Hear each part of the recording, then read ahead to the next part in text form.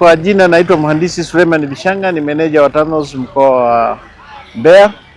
Nichukue fursa hii kipekee kumshukuru Mwenyezi Mungu, lakini pia nimshukuru Mheshimiwa Rais wa Jamhuri ya Muungano wa Tanzania, bila kuwasahau viongozi wetu, Waziri wa Ujenzi Mheshimiwa Abdallah Ulega, Katibu Mkuu wetu Balozi Engineer Aisha Amur, na mtendaji mkuu wa TANROADS Tanzania Mhandisi Mohamed Besta. Tunatoa shukrani hizi kwa sababu ya utekelezaji wa shughuli za msingi katika miundombinu ya nchi yetu, lakini kwa mkoa wetu wa Mbeya. Zoezi ambalo tulikuwa tunaendelea nalo ni kutoa ufahamu kwa wananchi juu ya matumizi bora ya hifadhi ya barabara, lakini pia kuwaelezea mipango mahususi ya serikali ambayo inatekelezwa nchini.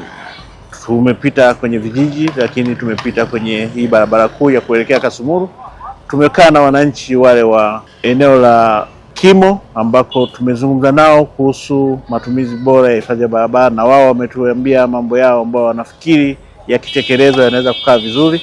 Lakini cha msingi tulikuwa tunajaribu kuonyesha kwamba barabara zote za nchini kwa mujibu wa sheria zina mita 30 kutoka kwenye katikati ya barabara, na sheria hii imewekwa kwa maana ya kuzirahisishia barabara zetu ziweze kuwa na upana na ziweze kutumika kiurahisi katika maendeleo ya nchi. Kwenye hifadhi ya barabara inatumika kwenye shughuli nyingi pale tunavyotaka kufanya upanuzi wa barabara zetu, lakini pia kuweka miundombinu ya serikali kama maji, TANESCO, TTCL, Vodacom na vitu vingine. Lakini kwa sababu tunashirikiana na wananchi, kwa hiyo tumejaribu kutoa hiyo elimu ambayo inawapa mazingatio na matumizi bora ya eneo la hifadhi ya barabara. Tumeeleza juu ya hilo, lakini tumekaa pale Katumba kwenda Mbambo. Wananchi wa pale wameona ule mradi ambao unatekelezwa na serikali wa kilomita 35 kutoka Katumba kwenda Mbambo, lakini wamepata kushuhudia juu ya ile lot 3 ambayo inaanzia kuelekea Tukuyu kilomita 22. Zote hizi ni jitihada za serikali za kuweka fedha kwenye eneo la barabara, lakini fedha tunaiweka kwenye eneo ambalo sasa wananchi waweze kujua umuhimu wa eneo la hifadhi ya barabara pale maendeleo yanavyosukumwa kuja kwenye maeneo ya vijiji, lakini kwenda kwenye maeneo ya miji. Tunategemea kwamba kupitia hii miradi itakuwa kichocheo kikubwa cha uchumi ndani ya halmashauri yetu ya Rungwe. Lakini naomba nitumie nafasi hii pia kuweza kuwapongeza TANROADS kwa ajili ya mpango maalum ambao wanaendelea kuendesha na kufanya ndani ya halmashauri yetu, kutoa elimu kwa wananchi juu ya matumizi bora ya maeneo ya hifadhi ya barabara. Kwanza wananchi wananufaika, jambo la kwanza kuweza kujua sheria ambayo inasimamia barabara zetu, lakini pia wananchi wananufaika baada ya kujua sasa sheria ni stahiki gani ambazo wananufaika nazo kutokana na hii elimu ambayo wanakuwa wameshaipata kutokana na kujua hiyo sheria ya TANROADS. Lakini pia inatusaidia sisi kama wawakilishi wa wananchi moja kwa moja. Wananchi wetu wanapokuwa wanapata elimu kama hii, kidogo inapunguza migogoro isiyokuwa ya lazima ndani ya maeneo yetu ya uwakilishi, kwa sababu migogoro mingi inatokea kwa sababu wananchi wanakuwa hawajui. Kwanza hii elimu itatusaidia sana wananchi wa Kimo, maana asilimia kubwa tulikuwa tunavamia sana maeneo ya hifadhi ya barabara. Utakuta kwa mfano mwingine amejenga duka lake, lakini kibanda kingine kinakuja kujenga mbele, lakini pia hata ajali barabarani. Gari linaweza kupotea labda mita 5 linavamia kwenye ofisi za watu kwenye biashara. Lakini kwa hili litatusaidia sana wananchi uelewa, na nadhani kwamba swala hili halitajirudia tena kwa elimu tuliyopata. Kwangu mimi kama mkuu wa usalama barabarani, tumekuwa tukipata changamoto kubwa sana baada ya wananchi kutopata elimu, hasa katika maeneo yenye hifadhi ya barabara, kwa sababu kuna baadhi ya maeneo ndani ya wilaya ya Rungwe, baadhi ya wananchi wanafanya biashara mbalimbali pembezoni mwa hifadhi ya barabara.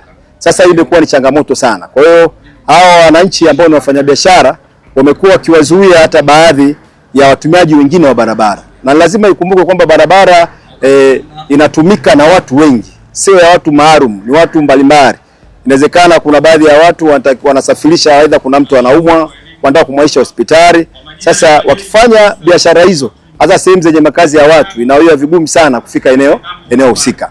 Kwa hiyo tumetoa elimu, tumeelimisha baadhi ya wananchi wanaoshughulisha na shughuli mbalimbali hasa za kilimo pembezoni mwa barabara pia imekuwa ni changamoto. Sisi tuna mteremko mkubwa sana kutoka pale Msasani Tokela mpaka Kiwila.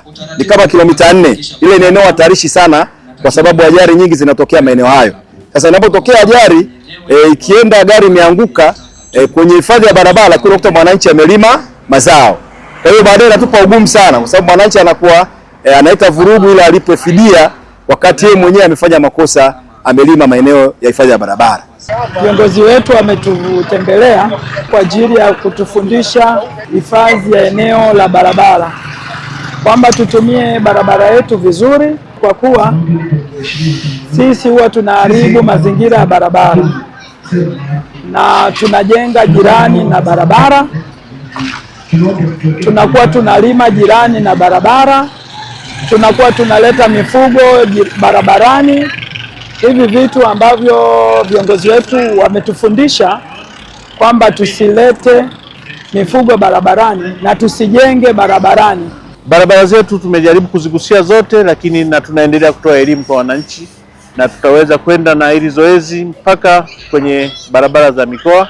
Tayari tumeishapanga mpango wa kutengeneza hii barabara kiwango cha lami kutoka Kimo kuelekea Kafafa kwa ajili ya kwenda upande wa Kasumulu, na zoezi hili linaenda vizuri kwa sababu tuko kwenye hatua za kurekebisha ile document na kwa ajili ya kuweka mpango mkakati kujua watu gani wanaathiriwa na barabara au watu gani wanafuatwa na ile barabara.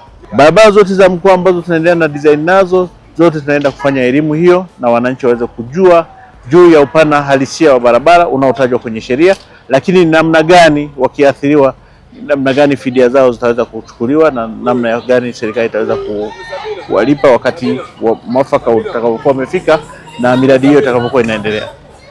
Baada ya hayo, nafikiri sisi kama wasimamizi tutaendelea na hiyo zoezi la kutoa elimu na tuweze ku wind up na shughuli zote za elimu inayotolewa nchini. Lakini pia kwa sababu tuna kitengo cha hifadhi ya barabara, kwetu sisi ni muhimu kwa maana ya kuweza kuwa implementi wafanyakazi wenzangu kwa ajili ya kutoa zile elimu zinazoendelea.